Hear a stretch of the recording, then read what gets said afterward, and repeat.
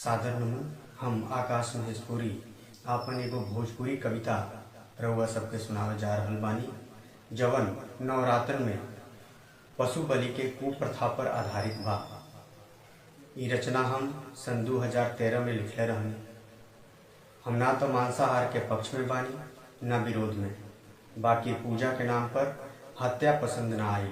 एगो भाव जवन कविता बन गई रउआ सबके सामने सुनावे जा रहल बानी। आशीर्वाद देव सबे। गैली दुर्गा औरी उनकर बघवो भागी पराई, गैली दुर्गा औरी उनकर बघवो भागी पराई। नवरातन में बकरा काटे जब लोग मंदिर आए। कहलसी बघवा हे देवी हम तो तहरे अंश हई। कहलसी बघवा हे देवी हम तो तहरे अंश हई। बाघ तरे बा रूपवा बाकिर ना बाघे के वंश हई।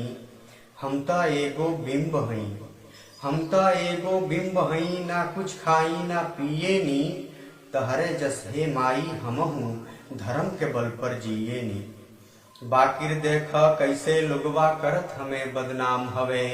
पाप करे खुद बाकिर काहे लेत बाघ के नाम हवे। किसिम किसिम के अधर्मी लोबा मंदिर पर आइल। बकरा के हुले आइल बा कटवइयो उपराइल। मांस और अंडा के उहवा दो कनियो बा लागल। मांस और अंडा के उहवा दो कनियो बा लागल। एही से हे माई हमहू आवत बानी भागल। बाकिर समझ न आवे हमके काहे ना बतलौलू ह। बाकिर समझ न आवे हमके काहे ना बतलौलू ह। ऊबड़ खाबड़ रास्ता ध के पैदल पैदल अइलू ह।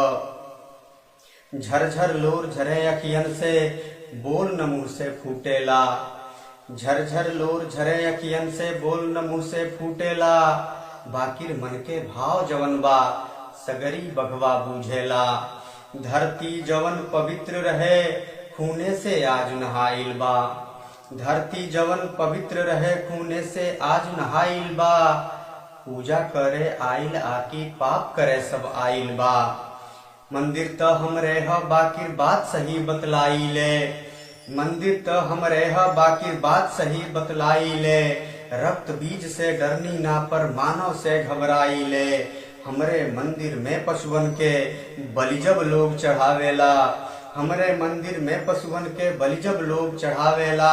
लागे जैसे हमरे गर्दन पर फरसा बरसावेला। एही से ए निर्जन में हम भागी परा के ऐनी ह। एही से ए निर्जन में हम भाग परा के ऐनी ह। जाई बिना ओइजा हम कहियो ऐसन क्रिया खैनी ह। जाई बिना ओइजा हम कहियो ऐसन क्रिया खैनी ह। बहुत बहुत धन्यवाद।